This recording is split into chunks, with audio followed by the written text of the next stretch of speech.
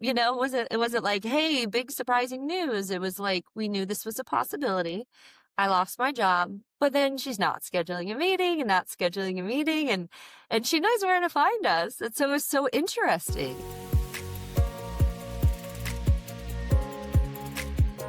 She had never worked with an advisor before. Her exact words in our first meeting was like, "So how does this work?" The first year that we onboarded her, we probably met about 4 times to officially, really understand her situation, get to know her, see what her sticking points and her priorities were. Once we felt like we'd looked under the hood and her financial life was in order, we'd gotten into a cadence of like every 6 months. We knew that her field was subjected to potentially have layoffs, that her company may be facing layoffs. So we had taken some pre-planning steps, to be able to work through it and to talk through what it would look like if she did lose her job. When you're anticipating that you're going to maybe hit a time period where you're out of work, it's about really understanding your budget and how far your dollars can stretch and what you could cut out if you needed to, right? When a time period comes that you're out of work. It's making sure that you've got some healthy cash flow to create some savings so that when you're out of work, you've bought yourself a couple of months to be able to regroup and figure out what you want to do next. She said the last time she was in this predicament, it was a huge change from what she was experiencing this time. She was flooded with anxiety. She wasn't sure what to do. She didn't have an emergency stash of cash.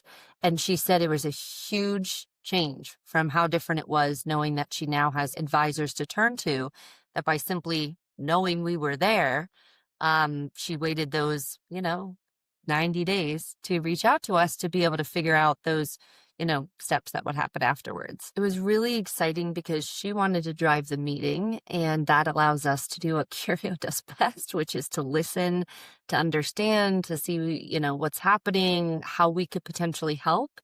To the point that at the end of the meeting, she said to us, "Thank you so much for not just coming in with like your agenda. And I appreciate you letting me just talk out loud and work these things out and ask my pointed questions."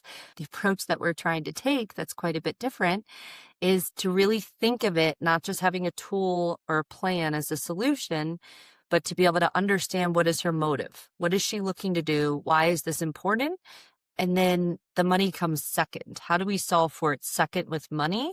But how do we first recognize that you did some real soul searching and you would like to be able to tailor your career in a way that allows this travel to see your family? She's going to do a pivot. She had this time to think and recognize that she would like to do contract work rather than like a standard 9 to 5. She thought through her priorities, and she has family that's in a different country.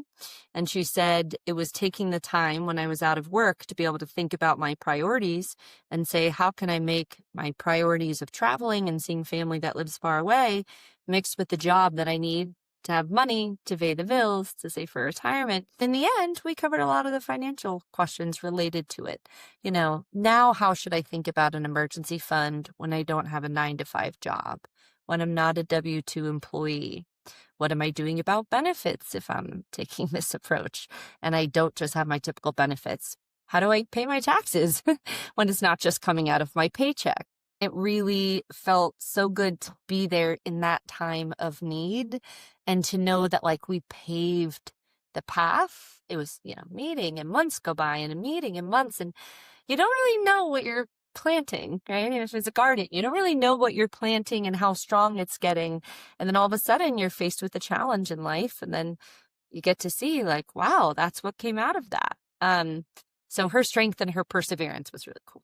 The best time to start working with an advisor is not necessarily as the sky is falling. That might be when you think of us.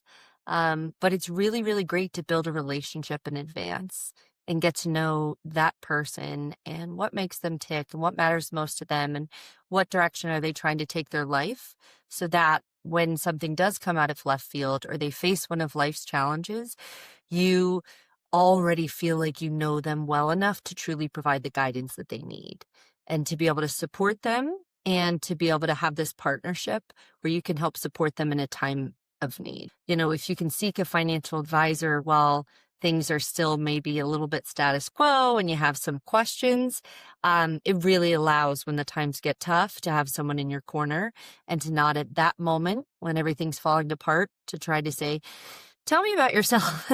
How's your family? What are you looking to achieve? And you're like, I'm not looking to achieve anything. I lost my job. Whatever the risk is in your life that impacts you from a financial perspective, try to take inventory of that and then mitigate that risk so that when some of these life challenges show up, you're prepared and you can face them with or without an advisor. If you're just looking at your life and evaluating your risk from a financial perspective, then I think that puts you in a much better position to be able to weather the storm.